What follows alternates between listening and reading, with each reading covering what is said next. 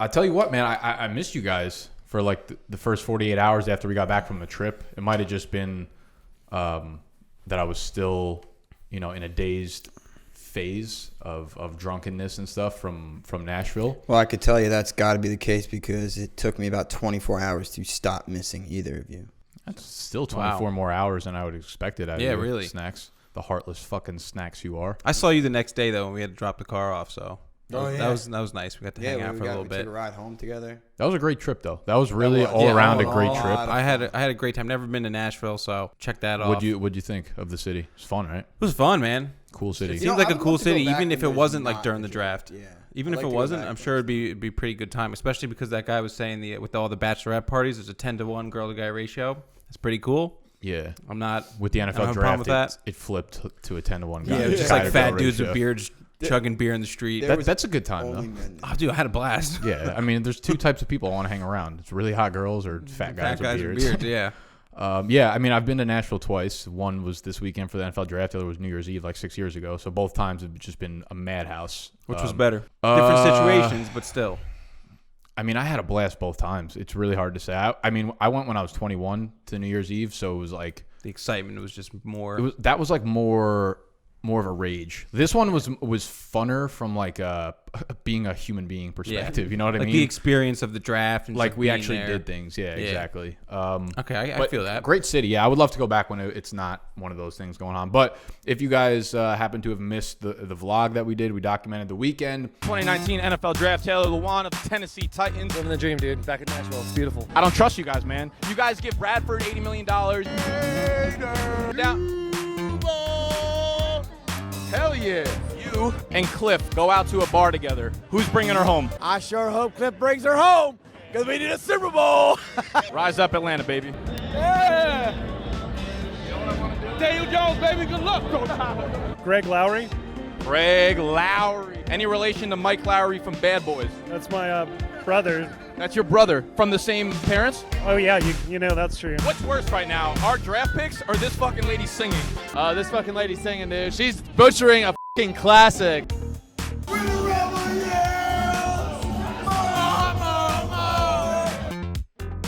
And I'm here with? Only one, the lyrical engineer. What's up? Oh, you really do drop beats. I am. Yo! Let me ask you, what was the application process like for the Men in Black? The Men in Black? So, the Dallas Cowboys have not won a Super Bowl since when? When was the last time they won that Super Bowl? Ooh, a while back. While back. I was still sucking my mother's titties when they won the Super Bowl. Who would you say is going to be sitting on the throne at the end of the season? Dude, who's the chick with the dragons? Khaleesi? Khaleesi. Yeah, she's fired, dude. Do it! Do it! Do it! He goes, no. That's my motherfucking future, baby. Daniel Jones, goddamn, I so help me God. If you're not good, I will bury you. Yours is Saquon Barkley have? He had over 1,300 last year. Okay, how many did Ezekiel have? I don't know. How many calories did Zeke eat last night? Yours says not a cop. I am a cop. Oh, okay. What happened was This is quite the juxtaposition. Getting bodied. It was one of the last videos we put up on the channel, so go check that out. I was going down to Nashville for the NFL draft. But we are back post-2019 NFL draft, and we're talking fantasy. We're talking 2019 fantasy football rookie mock draft. We did a 12-team rookie mock draft before the draft, and now that we know where all the rookies have landed, we know where everyone is kind of situated, free agency is done, so we know the depth charts.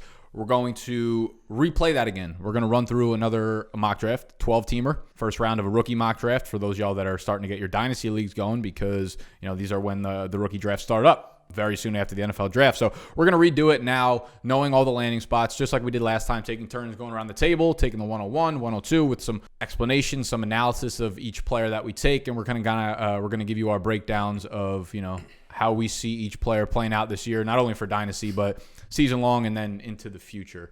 So I believe I'm kicking things off at 101. I believe so. I do want to ask you guys before we kick this off, who do you guys have as the 101? If you are drafting today, your rookie mock drafts. Yeah, let's get some comments going. Yeah, go comment down below who you have as your 101. Well, let's assume it's a one quarterback league because most Superflex or 2 QB leagues will be Kyler at the 101. Smash that cop button. If it's not a Superflex league, who are you taking at the 101? I want to comment down below. I want to know why. While you're down there, hit that thumbs up button. Subscribe to the channel if you're new, because we're covering everything 2019 fantasy football from this point onwards for the rest of our lives.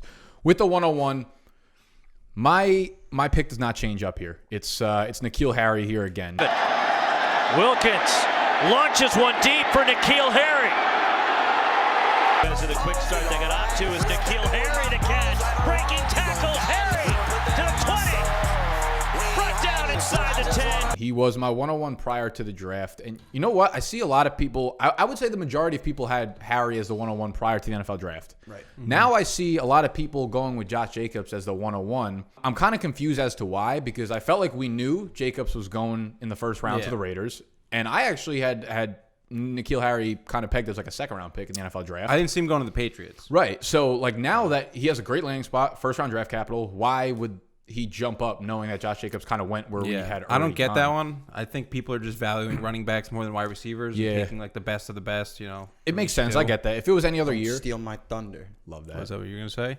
Relatively speaking, yeah. It's like a, it's like a pretty common Now, thing. but for a dynasty, from a dynasty standpoint, with N'Keal Harry, do you have any concerns about Tom Brady like leaving in 2 years, a year? And they kind of shifted towards a run-heavy offense.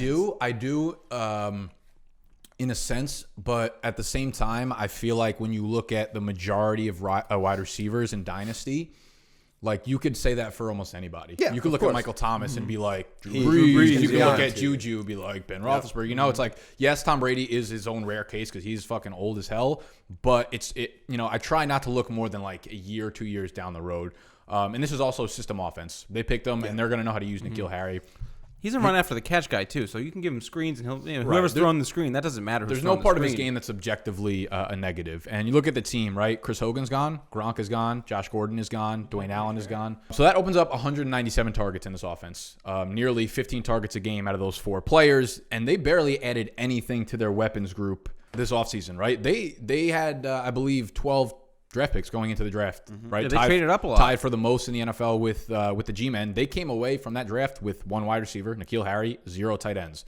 They added Demaryius Thomas, who's 31, coming off a torn Achilles. I don't really think they added anyone else. Josh Gordon I have zero. He's a question mark. I don't have any faith in him. Between Josh Gordon and Demaryius Thomas, like, I have more faith in like the fucking AAF succeeding and coming back than either of those N'Keal Harry guys. over both of those guys, no question. Right. So they also added like Bruce Ellington, who I low-key think might have a decent year. They still have Philip Dorsett, who was sneaky good last year, too.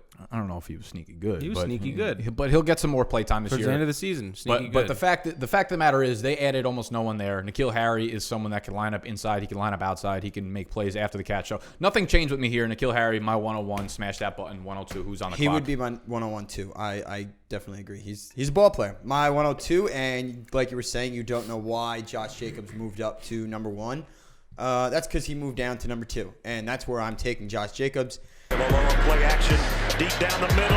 Got it. Josh Jacobs, gone. Touchdown, Alabama. Josh Jacobs with the delay trap, and Jacobs first down. A big hit to Igbenogany. Hello. I'm putting a value on the running back here, and I think his situation is probably the best of the drafted running backs, in my opinion. Raiders used the 24th pick on him. Yep. He's going in, and he's going to be the guy. Isaiah Crowell went down with an Achilles injury. He's done for the year. He might be dead. I don't know. I know they signed Doug Martin, who is terrible. It's Josh Jacobs' backfield to lose, and I think that offense is actually going to be a lot better than some may think, and he's going to get all the workload he can. He was dynamic in college. I think as the true bell cow of that Oakland Raiders offense, I think he projects well at 2, and I'll definitely take a chance with him there. So. Over under 250 touches for Jacobs this year. Under 238 under. 238. Yeah. Yeah. See, I do think that's not great for fantasy. It's not. Yeah, I'm worried about his durability. I'm worried about his durability. He's never shown it. He was the number 2 behind Damian Harris. He was, but there's a reason he's up here this high. He's flashy. He's got all the good, he's got the good tape. Let me ask you this. If we're going standard draft, I'm not this. taking him 2. Let me ask you this. yeah. What, besides the draft capital of Josh Jacobs, is there anything, literally anything about Josh Jacobs that makes him an objectively good prospect? besides his first round pick. His measurables and his metrics are bad. His college production is bad. His tape is the only thing that's saving him. Exactly, and that's not even objective. That's Tape, subjective. exactly. That's subjective. Yeah, I know. Well, There's here's the nothing objective. Here's that my makes him a problem good with a lot of prospect. other things, though. I loved so many of these receivers coming in, and I would take them. But so many of them, in my opinion, for the number 2 spot, fell in shit situations. 100%. And I can't trust that. So what I'm going to do is I'm going to take the upside of Jacobs' position with the Raiders and his situation there, and I'm going to take my chance at 2. Plus, I love the value. I'm a running back guy. No, you're right. I value the running Jacobs back guy. is my 102 as well. I'm just No, playing, no, just I playing know, devil's advocate. Yeah. Yeah. Of course. Yeah, I mean that's the thing. After this NFL draft, it's like the script kind of flipped because there's a lot of wide receivers that we like. They all landed in bad situations. The running backs were like meh, but they all landed in good situations. So now it's like take the production in the early years, their trade value spikes up while these guys like AJ Brown goes down, and you can flip them if you need to. AJ Brown, Marquise, like Brown, I loved both of them. They're in miserable situations. I don't want to touch them with a 10-foot pole. Yeah, So That's why we're doing this now. Where we know where they are now. It changes that's right. everything. It changes a lot of things. All right, so we got that's Harry, 102. Harry 101. So Jacobs 102. You went with Jacobs. I personally would have taken David Montgomery over Jacob.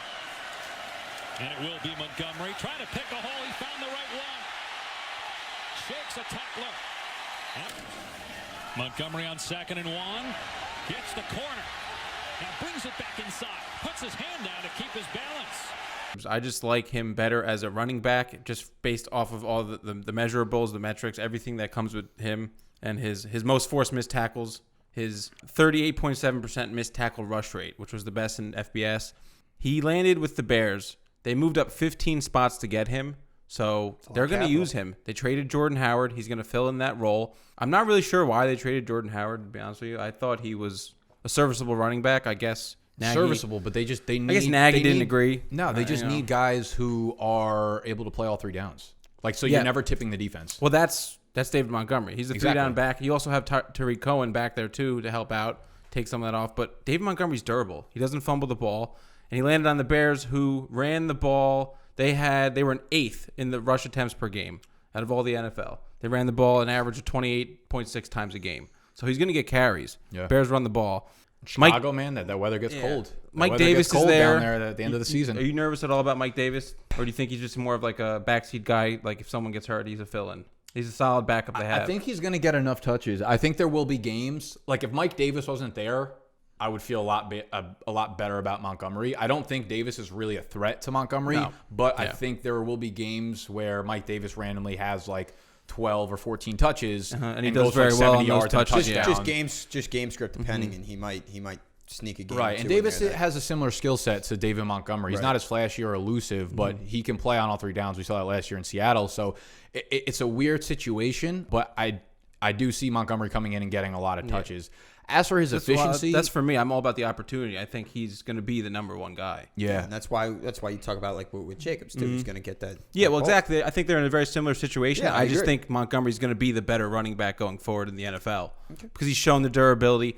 Dude, he gained more yards using change of direction than any other back in FBS over the past 2 seasons. I'm not going to argue that. He's durable. He's big. He's strong. And he can change direction fast. He's quick. He's 1 cut back. Go the opposite direction. Montgomery pops free. No one on the back end. David Montgomery is back. yeah. Over the long term, I would much rather lean on David Montgomery than Josh Jacobs. Yeah, I think the Bears are trending. I think they're kind of trending the same as last year. I don't see them much improved. I mean, or much they worse. were a huge improvement last year than they were the year before. So I mean, even if they stayed kind of stagnant, then they're still in a solid spot, above average in the NFL. better in than terms where of the the Raiders team. are right now. So Yeah. So, I like that pick at 103. I think any of these top running backs, so the 104 spots back to me, I'm going to go with Miles Sanders of the Philadelphia Eagles. McSorley draw play Sanders. Steps through a tackle. Breaks a second. Breaks a third. Sanders with a cut. And Sanders on the run. Got a block. Oh, what a touchdown run for Miles Sanders. Yards. Low snap, and he hands it off to Miles, still on his feet. Miles Sanders. Inside the 20, still going. Sanders weaving. I'm having a tough time choosing who my RB1 is right now in these drafts. And I actually just flipped a 105 that I had in one of my drafts. I moved up to the 103 to secure one of these running backs. And obviously I'm going to have my choice. It's going to be probably Harry and then Jacobs, and then I'll have my choice of Sanders and Montgomery. I want Sanders. really, You look at this backfield, and Sanders comes in, and he's someone who's got a 3-down skill set, right? He makes everyone else in that backfield redundant. When you look at Clement, Donald Pumphrey, Smallwood, all those guys, I think, just completely lose playing time. Yes, I know Jordan Howard's still there. That's the only thing that worries you as a fantasy owner, right? And I still think they're going to split carries, but they just traded a 6th-round pick to get Jordan Howard. They used 2nd-round draft capital to get Miles Sanders. Since 2000, since Harry Roseman was there in Philly, they've used 3 draft picks inside the top 3 rounds on running backs. Miles Sanders in 2019, LaShawn McCoy in 2009, Brian Westbrook in 2002. When they target these running backs early, they got a plan for them. They pick them well. They pick them well, and they want to use them. I will admittedly say it's sort of a chicken or the egg conversation here because you look at Doug Peterson and you immediately say it's a running back by committee, no matter who's back there. You're getting 10 carries, 3 guys, 10 carries each. They don't use a featured back. Or has he not used a feature back over the last 3-4 years because he hasn't had one that had the skill set? I mean, when you look last year, it was a Jay Ajayi. It's like he's not a 3-down back, really. He can't really catch passes. I think what I like about Sanders is I think he has a great, phenomenal floor, right? At worst, he's going to be splitting, given his 2nd-round draft capital, he's going to be splitting carries with Jordan Howard 50-50, right? And Jordan Howard's 50% will have nothing to do with the receiving work, right? So I think Sanders gets the much more valuable touches. And, you can give Jordan Howard those 1-yard, 2-yard, 4-yard fucking runs where he's running into the back of the offensive lineman. I don't want those. Those aren't valuable for fantasy. Yeah. So this should be a great offense. Or at least on paper, in theory, this should be an offense that's really poised for a bounce back, right? With Carson Wentz hopefully healthy. This offensive line, for as bad as an overall year as they technically had, I was looking at Pro Football Focus, and the Phillies offensive line graded out as the 3rd best run blocking line in the NFL last year. So if you're giving Sanders 12 to 15 touches, 3 or 4 of them are catches, I think his floor is actually a lot higher than people assume. And I think the ceiling, if he takes over that 3-down workhorse role, getting 18 plus touches is going to be really high in a good offense in Philly. So I think people are going to be very nervous to take Miles Sanders just because of what we've seen in Philly backfield the last couple of years with Jordan Howard there too. And it makes sense. It's definitely a reasonable reason to kind of back off of him. But I like Sanders in the fact that I think he's the most 3-down skill set type back that they've actually had in a few years. And the fact that, him with McCoy and Westbrook in that small sample size of top 3 round running backs drafted makes me pretty high on Miles Sanders. So I like Sanders at the 104. Yep. Hard not to. 105. You guys have a hard time pronouncing this guy's name. Mecole Hardman. I don't think it's Mecole. Just Mecole, like Nicole. Mecole. Delivers under pressure. Downfield. Caught. Hardman. A foot race. Escapes and scores. Roquan had a pretty good debut with the Bears, and it's Mecole Hardman. The cut back at the 30. Hardman taking it the distance. Touchdown, Georgia. I was watching a YouTube Macaulay highlight. Culkin. The announcer kept calling him Macaulay. Oh, he's an idiot. Really? Unless we're all idiots. Well, and he's That's what I'm saying. He's I also- thought it was Mecole. Well, he's in the 98% of people who didn't know who the fuck he was then. Yeah. I'm in that. Listen, I can't believe I'm taking him 5 when I wouldn't even have dreamt of taking him anywhere near Risque. this mock draft. It is, for sure. But again, I'm playing the situation game. If Tyreek Hill actually does die and isn't playing football for the Chiefs, what better situation would you want a receiver to go to? Yeah. Than an Andy Reid-led offense with Patrick Mahomes overrated, throwing him the football. Yep. I mean, come on. You The guy's literally can't fast go any as better. fuck. The guy, we ran a 4.3. Backfield more, but you don't want to take Chubb and Michelle out of it. That's complete to the outside, and Mecole Hardman. And he is going to go. Hardman with the Jets, and it's a 59-yard touchdown. He is lightning speed. He's going to come in and beat Tyreek Hill. You hope. Now, obviously, he has some of his weaknesses. He probably is too reliant on his athletic gifts as opposed to just, getting open and running the proper routes. But I think that's all coachable. They took a huge risk. They took him in the 2nd round. Correct me if I'm wrong. Mm-hmm. That's pretty You're not good. wrong. Where did they have him wrong. mocked? 5th, 6th? Mecole Hardman? Yeah, man. Yeah, definitely. He was high. Late day 2 pick at Late best. day 2, but that blazing speed, the Chiefs fell in love with him, and I'm not going to question the Chiefs and their offensive guru-ness because that is legitimately a perfect situation. He stretches that field. He could do what Tyreek Hill could do. He's going to have to learn how to hold on to the football a little bit more, but he had a lot of drops last year. He kind of outruns he's he already almost running so outruns- fast. yeah, he's a fucking track Tyreek star. Hill did that a lot though too. He He'd did. have, Well, he'd yeah. have balls where he'd like overrun it. But and dude, miss the Tyreek Hill was basket. not the player he is now when he came into the league. No, absolutely Not at not. all. It took Tyreek Hill a year. That's the thing, but he's also like he was like a one-of-a-kind player. We've never seen anything like Tyreek Hill. Yeah, and I don't expect Mecole Hardman to be anywhere near Tyreek Hill in. How could you? That's Nah. I mean, but it's- in a rookie draft, like mid-first round, you're not expecting Tyreek Hill. No, but exactly. if you can Of get course 70% of it, given the situation, I do. Exactly. He's such a hard fucking. it is. It's prospect a to really- risk. It's a risk because he's so raw, beyond raw. There's a reason why people weren't mocking him anywhere close to where he was actually picked. Yeah. But where he was picked is the draw for me. Well, That's the draw. situation, yeah. You're The in situa- Kansas you City with can't beat Andy it. Reid, Pat Mahomes. Sammy Watkins gets hurt all the time, so he's going to get playing time. Tyreek Hill might be gone. This So offense, it's a golden like, opportunity. This really quickly went to like one of the most explosive offenses in the NFL. They're one Sammy Watkins injury away from being like one of the most depleted wide receiver groups in the NFL. They're gonna have 4 guys covering Travis Kelce. Yeah, it's gonna be it could be something insane there. So and it's like this pick was basically just like, yep, we're not gonna have Tyreek Hill, and we need that. This was like a system pick. It was like we need someone. exactly you what it need a was. burner. Who's the fastest guy left on the board? If That's a you receiver watch guy. his tape and you see like him after the catch, one cut, and he's gone. Up in a position to win. Good protection again. Wide open is Hardman at the 40. Inside the 10. Mecole Hardman, touchdown, Georgia. Yeah, it's insane. crazy But that's how the thing. fast He he is. has to work on the route running. Yep. He has to concentrate on catching the football. But if these things come together, the ceiling's the roof. Let's make it happen. Let's keep moving forward. He could do anything in that offense. I think I saw a stat that he had 8 touchdowns of 30+ yards. So he definitely has that playmaking ability that Tyreek Hill has. I wouldn't personally take him up at the 105 because I do think I'd rather go with probably a safer pick that early because missing on first. I mean, if you have multiple first-round picks, you have more leverage, obviously. But missing on a first-round pick kind of sets you back Derails a little bit. you. Yes, yeah, absolutely. it can set you back. Like I said, I've probably got, for the rest of my drafts, I'm questioning what I'm doing. But here I am. At this point, Here I am reasoning with it because I am going – listen, I'm going best situation. There's a reason why I'm not taking A.J. Brown or Marquise Brown. Like, there's a Brown, reason. Hollywood Because I don't trust where they are. So what I'm doing is trusting the people and the situations that these two are in and what Hardman's in and the potential that I see as a burner in that offense. So that is what I'm doing, and I motherfucking stand by it. Love that. all right. 106. 106, we got Deebo Samuel. What the fuck?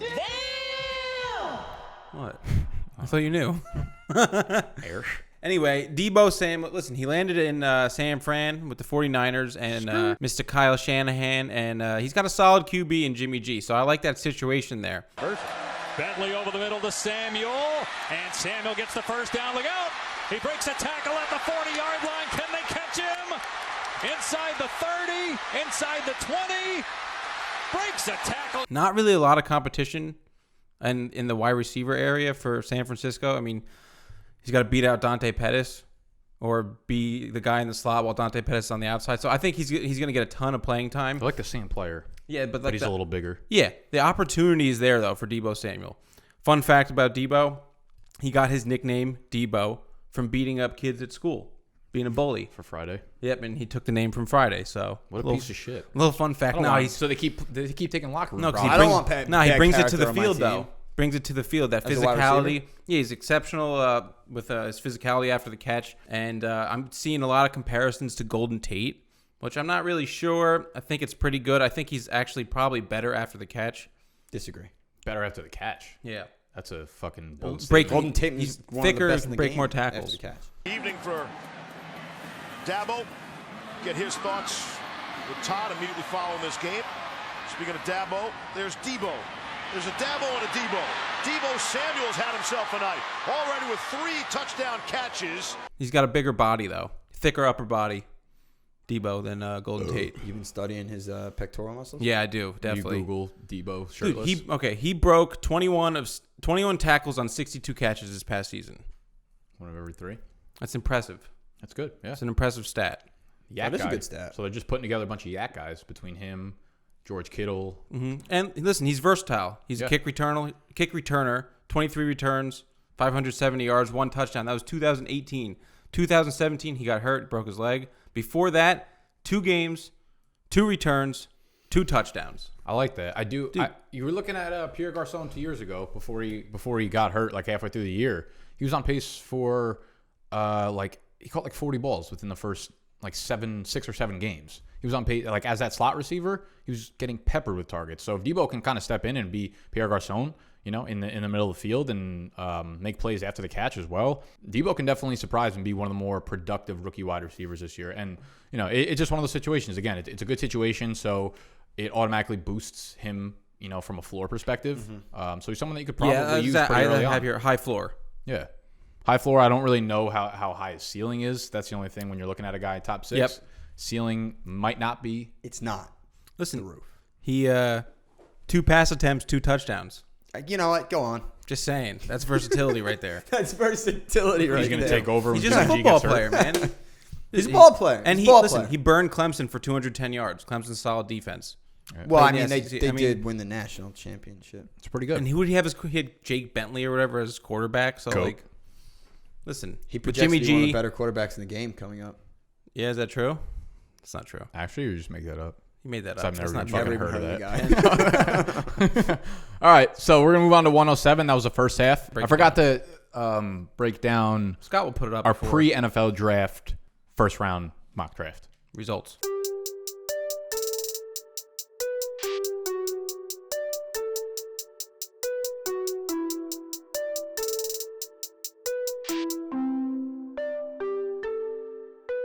Last time we did this, before the NFL draft happened, our first 6 picks were N'Keal Harry, A.J. Brown, Hakeem Butler, Josh Jacobs, Miles Sanders, T.J. Hockenson.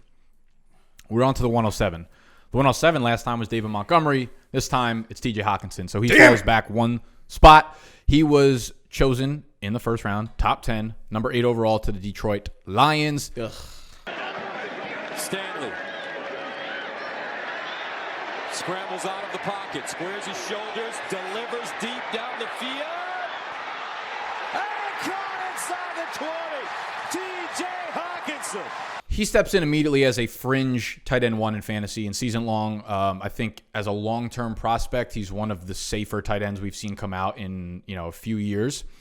He has the 3-down skill set that he's never going to be off the field. And the Lions have sorely missed having a tight end. They just haven't had anything that can produce at that position in a long time. I feel like Hockenson within 3 years, we kind of what's the chances Hockenson is not a top 5 fantasy tight end in 3 years? 0. I love him. I like Hockenson as a player. I just don't like him with Detroit. So what are his chances? 3 years down the road, he's not a top 5 fantasy tight end. And take into account, look down the line at who the tight ends are now. No, I know. But, I mean, there's going to be guys emerging. But Well, of course, obviously. Yeah. But this guy has been the best tight end prospect in years. He should be a top 5 tight end, yes. Stafford's 31. Stafford's 31. He's not old. Yeah, no. He's got another 5 years Stafford minimum. can play. Yeah. Yeah, no, I like Stafford. I agree. It's not the greatest situation. But Yeah. I think it's better than Buffalo. I think I just have a bad taste from Ebron. Well, that's another thing. I'm sorry. Before you finish, is that football malpractice drafting 2 tight ends like top 12 in What was like Ebron? 5 years? What round? He was like round round 9? like 9th pick. 10th Yeah, right. pick. He was 9. That's insane. He was 9 or top 10. 10. He was Yeah. definitely top 10. My so, bum like, ass as a Giants fan wanted Listen, him I've that seen year. the Lions with a talented tight end prospect do 10th overall. nothing. Listen, he had a lot of drops. This guy is a lot. This is a This is a different type of I prospect. know. different I animal. agree. I like T.J. Hockenson a lot. I think he was probably my 3rd or 4th top player in the draft, like rated. I love them. So he's just solid. He's just like I just think this is a can't miss prospect. So I don't even think it's worth thinking about too much. You add this. You add good football players to your team. You do the same thing in fantasy football. If you don't want to take a risk, don't worry about the ceiling because it'll be there. The floor is there. T.J. Hockenson, lock him up. 107 next. I get even more controversial. Again, I think my draft picks have a theme. Max, do you know what that theme is? No. Situation. Right. And that's why I raved about him when we did our show post-combine and who we loved, who stood out. He stood out to me then, and I think he's going to stand out to me even more in a great offense with the Indianapolis Colts, and that is Parris Campbell. Now you call it. They swing it out his way. Open field ahead. Parris Campbell all the way to the house. 71 yards. You saw the videos. I don't know if you guys saw them. Like when they drafted him, like Frank Reich's like, I love this kid. Yeah. I love him, blah, blah, blah, blah, blah. Oh, like in the war room, stuff like that? He's like, I love him. They wanted to use their second round, second pick in that round on him. They wanted him. Frank Reich wanted him. They are going to use him. He is He's a great receiver. Campbell. It's like the guy has rocket fuel. Golden Gophers gave him a run as they run it with Parris Campbell down the sideline. Watch out! Campbell turns on the juice. Touchdown, Buckeyes! Fast, really good with the ball in his hands. I'm a sucker for a receiver that has run after like that, and then when you add the speed. Former running back, right? Yes. Former running back, and he's got speed. High character, explosive, great kid. All right. Right, Parris Campbell. 119. That's so good about that. 119. I like this guy. He's a threat to score every time he touches the ball. So, and the only other character piece is Chris, is what you and I talked about in talking to his position coach. The position coach said, I hope my son grows up to be exactly like this guy. He's that good of a kid. Look what he did at Ohio State. He was productive in Ohio State. He made him one of the most explosive offenses in college football. He comes into, again, the key word of the week, situation. He's got Andrew Luck, phenomenal quarterback with a great offensive line. He's going to get open. T.Y. is going to Stretch the field and Draw double teams. have all the attention on him. You guys know what I'm trying to say. All the attention is going to be on T.Y. I really want to know like the word or phrase that you're actually looking for. There was a word I was looking for. I can't find it. I know The as soon as we shut focus. this. No. What the fuck, animal? He's going to take the focus. Go. Essentially, yes. Yeah. But either way, teams are going to be lined up trying to stop T.Y. Hilton. And Parris Campbell, I think, is going to be a terrific NFL wide receiver, especially where he is going now and all the opportunities he's going to have. I think he steps in right away. They clearly love him. What I saw from Ohio State was a productive, electric wide receiver. He's got sure hands, runs good routes. He's explosive. Boom. I don't care what anybody fucking says. I am happy taking him there. That's fine. Animal. I'm fine with your pick. Parris Campbell or Chester Rogers, end of season. How the fuck is anyone going to choose Chester Rogers? I'm just saying. You Chester never had know. plenty of opportunities last year to do anything. I love Parris Campbell. My only concern is Andrew Luck spreads that ball out so much that Which is T.Y. is his guy, and then everyone else is kind of the same. Which is fine, but half of these great offenses in the NFL now spread the ball all over the place. I know, but Andrew Luck's old school. Andrew Luck is the ball going to around. find the open guy, and I think Parris Campbell is going to have a great opportunity to be open all the time with the attention that's going to be drawn to Ebron and T.Y. Hilton. No, I like the pick. Yeah, I've actually seen Campbell mocked within like the top 3 overall picks Dude, he's a in beast. drafts. I said it after the combine. I loved him. He's in a great spot. He came Combine into the warrior.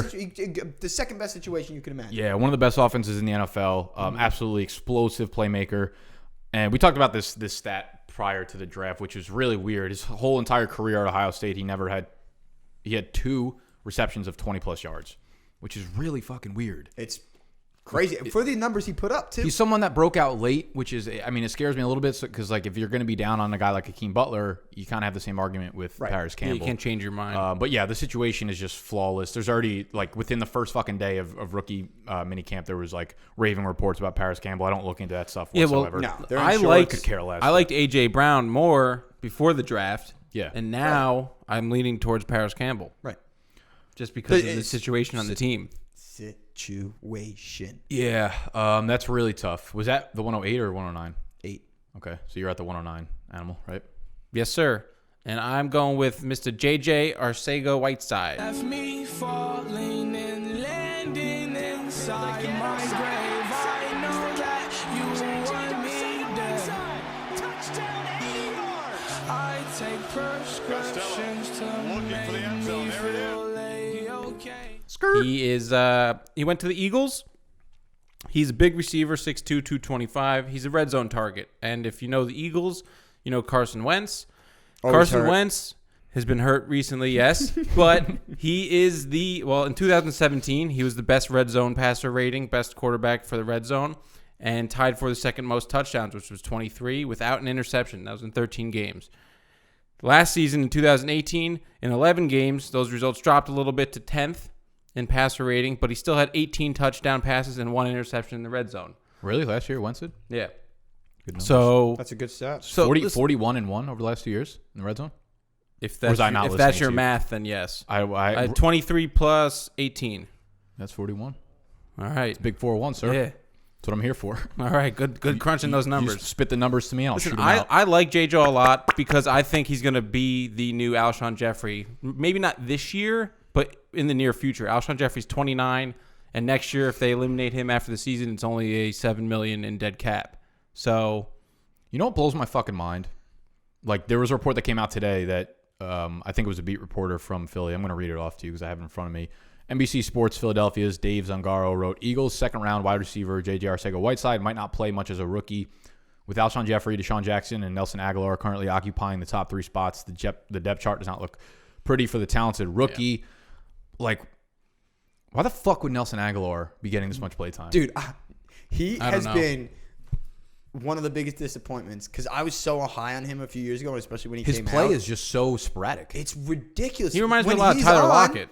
When he's on. Tyler Lockett? Yeah, not getting a lot of receptions, making a big play every once in a while. That's actually a good comparison. I don't see him doing much more than that. Yeah, he's like a ripoff Deshaun Jackson now. Yeah, it's like what you don't. Deshaun Jackson's a ripoff Deshaun Jackson right now. Scumbags had that cocksucker. Yeah, Deshaun Jackson. I'm not worried about him. So He'll bite. pull his fucking hammy and he'll be out in 2 weeks. Yeah, except when he plays the Giants. Yeah, well, it just makes it a murky wide receiver situation. So it's like you can't expect much from JJ in the first year. He's so talented though. I really like him as a wide receiver. Led college football at 19 contested catches. Caught 57.1% of his deep targets last season. Good for second in FBS. Like, okay, dude, first of all, let me ask a couple questions here. Let's go. Let's answer a couple questions. Stat line for 2019. I'm gonna give you over-unders for a few things. Catches, 35. For Jaws? Yeah, 35. That's a good number. I'm looking at his receptions in it's college. A depth chart. 35. I'll give him over. Yeah, I'll go over. Seem close to 40. I'll go over 2. I think I would go under on that. I think he's more of probably like a 4 for 60 guy, and probably have like multiple. I'm going to suspect Alshon Jeffrey misses like 4 games. I'm going to suspect Nelson Aguilar misses 6. Deshaun Jackson misses 11. He's just going to get his opportunity. Yards, 599. Under. 0.5. Under. Yeah, I'll go under. Touchdowns, 5.0. 4.5. 4.5. Oh, the fucking hook. We'll go over. I'm going to go under. I'm going to go under as well. So he's not going to have a production. You can't play him at all. Well, listen, what is his upside? What is his ceiling as a fantasy wide receiver? I don't think it's the roof, but I think he's got I think he does have good upside, especially when some of those guys start moving out. Like you said. Do you think he has Mike Evans upside? Ooh. Because Mike Evans has really good. Mike Evans has perennially been over the last, since he's came in the league, like a top 12 Dynasty league pick. He's overall. A similar type of player, but it's similar type of player. I don't offense. think he has the same upside. There's no way. Mike Evans. No, not at all. He's unbelievable. Right. And I happen to love Mike Evans this year, but that's for a different day. So what do you? Where would you like compare him as a player? Would you say it's like Alshon Jeffrey?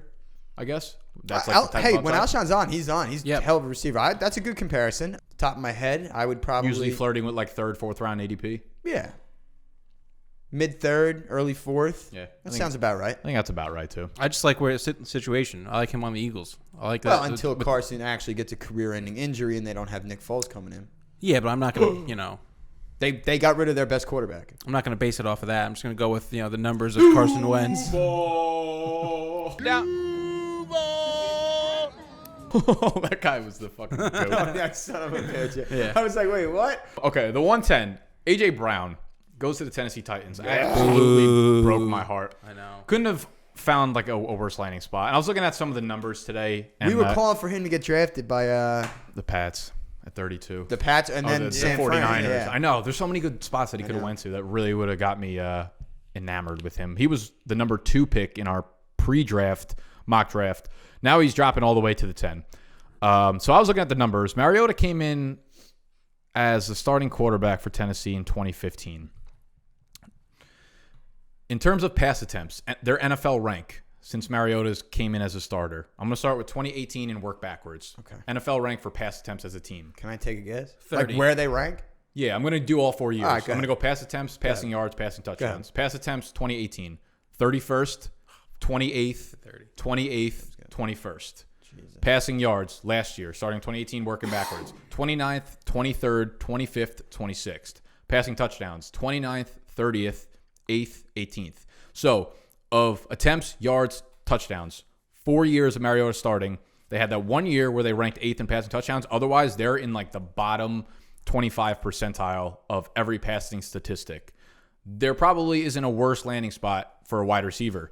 It's a very low volume passing attack, and it's very rare that we see an elite fantasy wide receiver come from one of those offenses. And it's possible, obviously, but for the most part, you don't necessarily have to be in an elite passing offense, but, usually at least like a mediocre, middle of the pack, right? Yeah. Like 10 to 20 range. So you have an opportunity to break out. Right. They've been in like the 25 or lower range in terms of volume since Mariota has taken over.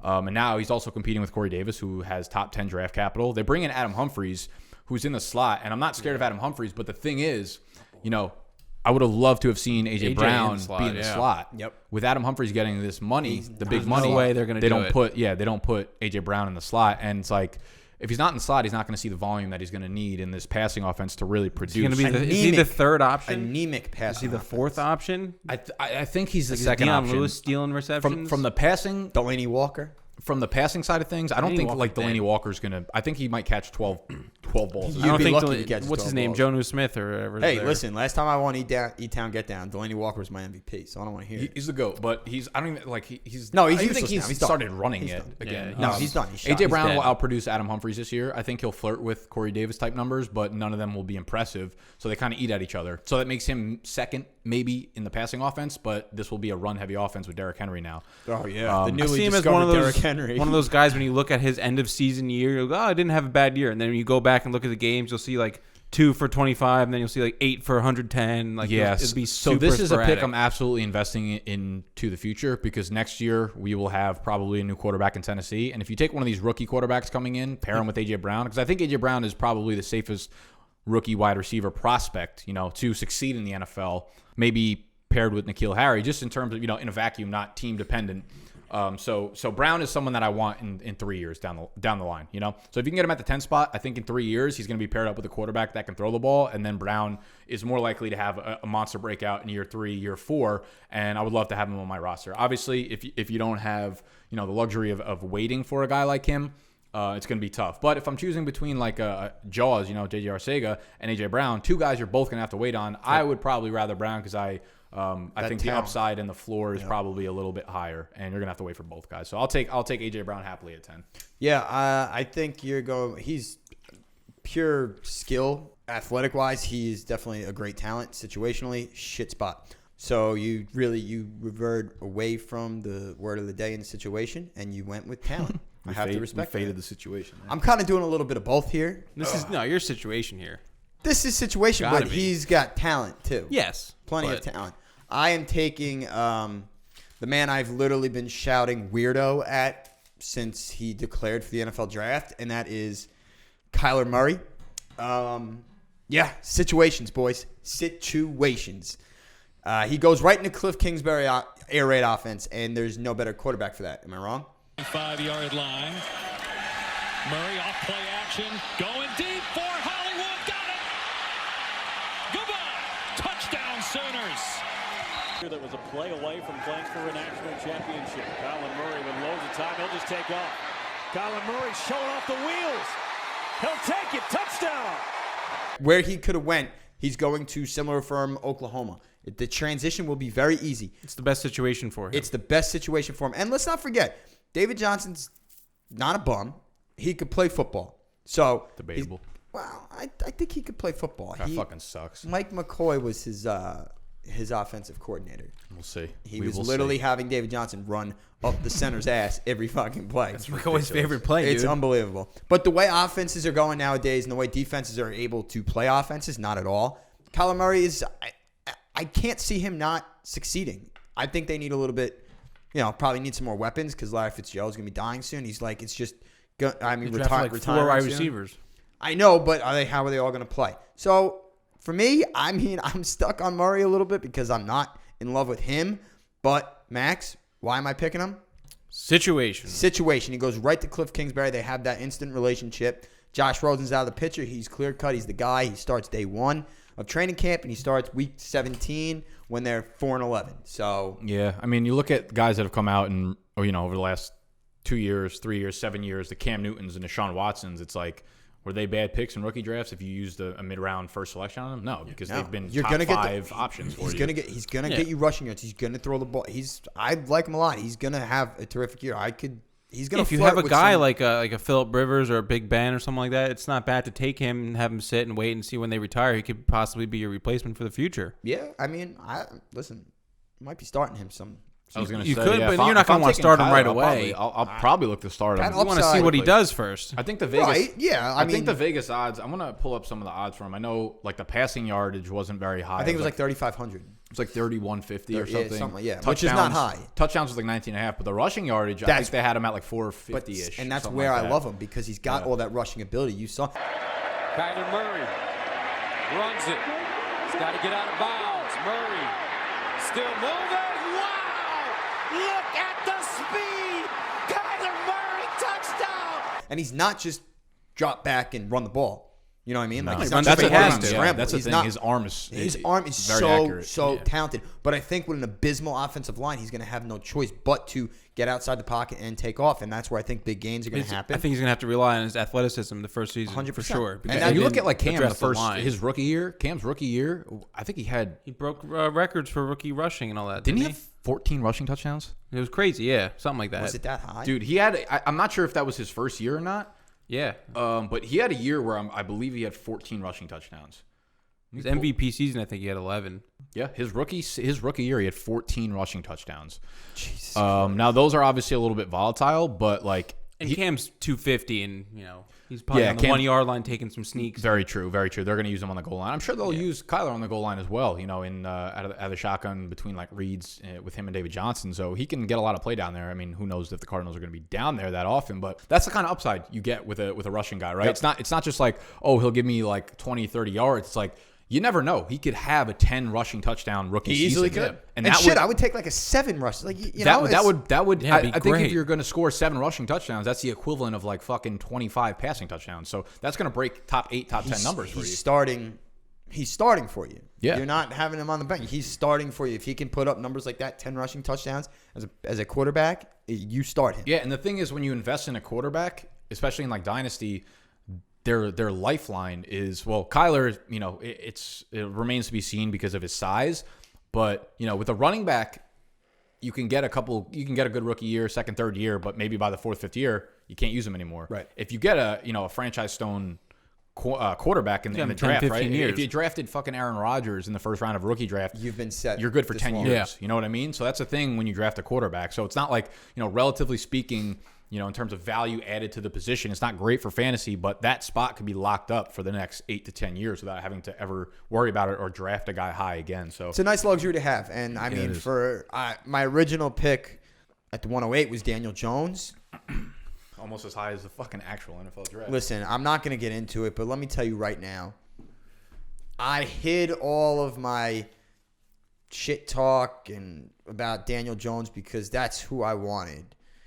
It was the long game RJ. It was the long game reverse jinx, and I got who I wanted. Okay, that's the end of the deal. Everybody, I still get like 5 tweets a day. People tagging me in Daniel Jones shit. Just stop.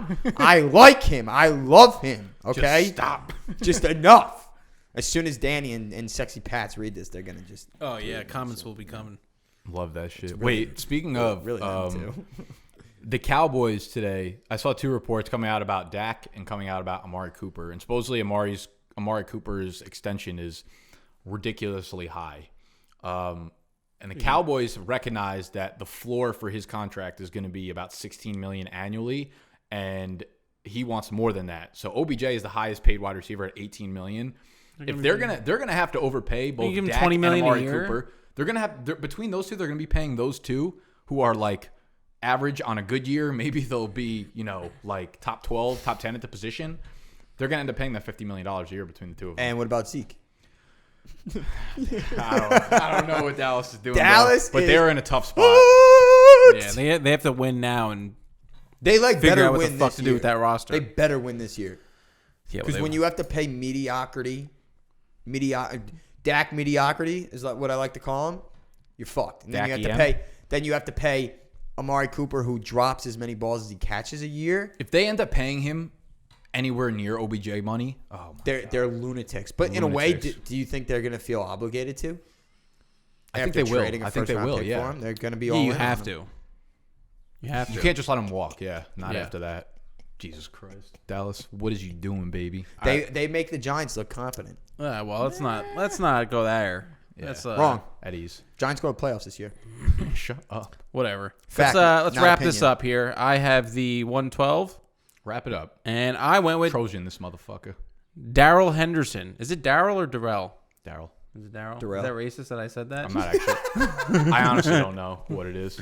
I've heard I both. think it's Darrell. I'm going to go with Darrell. I like Darrell better. I know, me too. Doesn't matter what you like. Yeah, I guess. All right, whatever. Tigers are feasting right now as the handoff goes to the right-hand side and breaking it free. Henderson will walk this in. See something, they're talking about it and making the calls. That shows a lack of being a me guy when it comes to play calling. There goes Darrell Henderson. Henderson still, he's going to get in for the touchdown. So he landed with the Rams, and as you know, the Rams run the ball very well. McVay has a great system for running backs. The Rams were 6th in the NFL for rush attempts per game at 29. So I think the opportunity is there, especially with Gurley's knee being it's not really a question mark because we know what it is now. It's got arthritis, and I laugh. It's gonna linger. It's I mean, more that's like a double tap exclamation mark. Yeah, It's no longer a question mark. It's gonna linger. It might not take him out of games, but it may affect his touches, his production a little bit. I think there's two options here. It's either they scale the workload back, and that means Henderson gets work, or they don't scale the workload back, and Gurley's going to get hurt this year. Yeah. Either way, it leads to Henderson on the field. They traded up in the third round to get him. He was the third running back off the board this year. Exactly. They traded up to get him. In 2018, he averaged 8.9 yards per carry for the second consecutive season. So he did it 2 years in a row. He had 1,909 yards. It's almost 2,000 yards. It's crazy. 22 rushing touchdowns. He averaged 6.2 yards per carry after contact, which is nearly a yard more than any other player in college football. So, listen, the guy's good. You want to talk about situation. Henderson was a guy on film I didn't love. Like, it was awesome on film to He's watch. from Memphis. But That's the problem. I didn't know how predictive his running style was because, like, I didn't think he was amazing at creating yards because the holes that the offensive line gave him were ridiculous. Yeah, big holes. Well, you couldn't find a better NFL line to go to than the Rams, right? Because that's what they do for Gurley. I don't know if you saw this tweet I put out yesterday, but I was looking at Gurley and just his lack of explosiveness. The NFL players last year with more runs of 40-plus yards than Todd Gurley, D.D. Westbrook, Jarvis Landry, Robert Woods, Jordan Wilkins, Brian Hill, Raheem Mostert, C.J. Anderson, Brandon Bolden, Alfred Morris, Marshawn Lynch, Kalen Ballage, Gus Edwards, and Noah added in Josh Allen, the tight end for the Buffalo Bills. So there were a lot of players that went for more than 40-plus yards on the ground. And Todd Gurley had 0 runs of 40-plus yards last year. He had 0 in 2017. He had 1 in 2016, 5 in 2015. But he doesn't make those big plays anymore, and Darrell Henderson brings that to the game. Yeah, He's a big play guy. Big play waiting to happen. Recorded 27 runs of 20-plus yards or more in 2018. No other running back in the class had more than 17. Right. So you don't even He need had 27. He had 10 more than everyone else. Yeah, you don't even need to be as elusive as some of the other backs in this class, which is my personal opinion that Henderson is not as good at creating yards. But if you get the holes that Gurley's gotten over the last few years, and dude, this situation is great. Yeah. The Rams need a running back to ease up for Gurley, give him some time to recover from these games each week. And dude, Darrell Henderson can come in and be effective with a few touches. He only had 431 rushes in 3 years of college. So those, if you 2018, he had 214 attempts. He is of 1,909 yards. A little bit of a smaller Crazy. size. The coaches for the Rams, 5'8". The coaches for the Rams keep coming out and saying they're like Gurley is a workhorse, Malcolm Brown has workhorse size, but they keep saying Darrell Henderson is more of a playmaker, like a Benny Cunningham, an explosive back. Mm-hmm. Does that worry you at all? From say Gurley does go down, do you think Henderson's actually going to get like 20 touches? No. I don't know about 20. I don't see him I see him as a 12-touch guy. Being a 12-touch 12, guy? 15 touches. That's the only 3 thing. 4 receptions. If I want to use a first-round pick on a running back like that, I do love the fact that I think Gurley will get hurt and Henderson will kind of plug in and get the touches. But it's like maybe his upside is not as high as I originally thought it would have been in the Rams offense, Like in 2 years, say Gurley hurts his knee this year, and then he's they like could nothing draft next someone year. else who Is Henderson going to be the guy next year? Could he be stuck as the always second back, but he could be like the Kamara in the the Saints Rams offense. Well, 18 touches. My biggest concern for him right here is probably not an every down back in the NFL. Yeah, that's what I have written right here. So he doesn't have the Gurley upside, right there. Yeah, bitch. You have it written right there. Is it there? Yeah. They don't call him an animal for a Concerns, reason. question mark, probably not in every down back in NFL. I saw it. What the fuck is that? Is that your Ed McCaffrey jersey? These are my notes. Did you make like a PDF? In PowerPoint. You're unbelievable. Yo, that's awesome. It's just, I got all my players. That's one way to put it. He's a beast. It's just easy for, it's just all here in front of me now. No, it works. You know? Fair enough. I think it was smart. All right. So that wraps up the mock draft. Let's go around real quick and recap it. We had N'Keal Harry, Joshua Jacobs, David Montgomery, Miles Sanders. How do we pronounce the guy's name? Mecole Hardman. Mecole. Macaulay Hardman. Macaulay Culkin. Deebo Samuel. TJ Hockensen. Oh, that's close to Who's Your Mama. Parris Campbell. At all. J-Jaw. AJ Breezy Brown. Kyler Murray. And Darrell Henderson. That is I like our Darrell better. first round mock draft. Just a quick plug as well. The Big Dogs Gotta Eat Dynasty/Rookie Draft Guide is available for purchase right now. It is live. It'll give you the breakdowns of like top 65 or 70 prospects in this year's draft class, as well as a lot of exclusive content like other mock drafts and different strategies for actually attacking your dynasty and rookie drafts. It's bigdogdraftguide.com, bigdogsdraftguide.com. That will be linked down below, so you can go cop that. It is live. Will be updated throughout the summer. Hook that up? Yeah. Yeah, send me your emails. I'll give you access I'm going to need to that it. for the draft. Sweet. No, I'll give it to you after our draft. No, fuck that. And our Fade the Public Dynasty League will be kicking off as soon as fucking Snacks and Mr. Watkins wants to pay their league dues. I've literally been trying to tell you I'm trying to do everything last, but Richard's going to beat me because I'm going You don't have to tell me that. I was the one who fucking announced it in the league. I'm going to pay. Yeah. I'm going to pay before Friday, so it kind of just doesn't work out. So we're going to kick off our Dynasty League startup draft within the next like week or so, and each time we film Fade the Public, we'll give you updates on the draft. I believe our draft slots are probably cemented. I'm not sure if it'll restart if I move the. I think I had the 8th, which I don't really like. No, I think I had the 8th. Maybe I had the 6th. What did I have? I'm in the middle. I don't know. I'll check right now. It's whatever. Fucking idiots. It's not. Whoa! Skirt. Skeet skirt. What's Denver's over/under wins total this year? I believe it's 7.5. Under. We're gonna win 10 games. What's your team name? Animal Sanctuary. Oh, you're right. You have the 8. Yeah. I have the 9. Snacks. What's your name? Yeah, you're just Snacks. Yeah. So you have the 6th. What? 6, 8, 9. I don't like that. We're all right next to each other. Yeah. That's so. I don't want that pick. I don't want the 8. That's an interesting spot. I'm trading up. Who went 8 as much as you Who want? went 8 in ours? Probably sexy in pass. ours? Right in this one we just did for rookies. Well, this is a startup. I know it's a startup, but Hockensen was 7, and then Parris Campbell was 8. all right. So you have to take Parris Campbell with your first round pick. We have to go by this. Yeah. If they're on the board at your spot, you took them. You have to take Well, them. no, this is a startup, so So you still have to take everyone's involved. True. Yeah. Yeah. So it's gonna be interesting. I'm very excited to get that draft going. Same. Super fucking I excited. got some deep sleepers coming your way. Well, not for better. you. There's Does Joe 28 Flacco? fucking Joe Flacco rounds. You'll doesn't see. count as a deep sleeper. Nah, not Joe Flacco. I got skill guys. Joe Flacco will be picked in this that draft. I'm going to pick in this Yeah, year. it has to be. Every single fucking NFL player you've ever heard of will be picked in this draft. Yeah, it's Dynasty. Well, we got 26 spots? Yeah. 28? 26? 26. Well, then Dude, there's taxes. can we do this on a weekday? It's not a live. It's going to draft. be It's a slow draft. forever. Okay, thank God. 8 hours per pick. It's like for this is almost going to the go rest on of for your life. weeks. By the time Yeah. we're in the 22nd round, we're all going to want to kill ourselves. Yeah. Thank God. I'm telling you, it's It's miserable. going to be brutal. I'm gonna have Benny pick my last 6 rounds. Benny's like going to be picked in this draft. Benny's Like, getting- this is how dude, Benny's ridiculous. fast. Benny's. He's getting fat though. He might be a D tackle. He's so fat. Love to hear it. He's so love to fat. hear it. His rolls are just like the collar on his neck is starting to explode because his head is so fat. Get him a new collar. If the collar's not popping, Maybe expand it a little bit. No, I want no part of that. Benny's dog. getting the Varys treatment soon. The Varys treatment. Oh, he's getting cut? Yeah, he's getting cut. Oh no.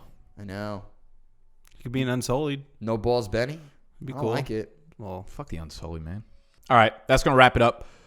Hit that thumbs up button if you enjoyed the video. Subscribe to the channel if you are new. We will be doing Fade the Public every single Thursday forever. And there will be other videos on the channel throughout the week. So thank you for joining us. If you stuck around this long, let's get some comments going down there. peace. Yeah.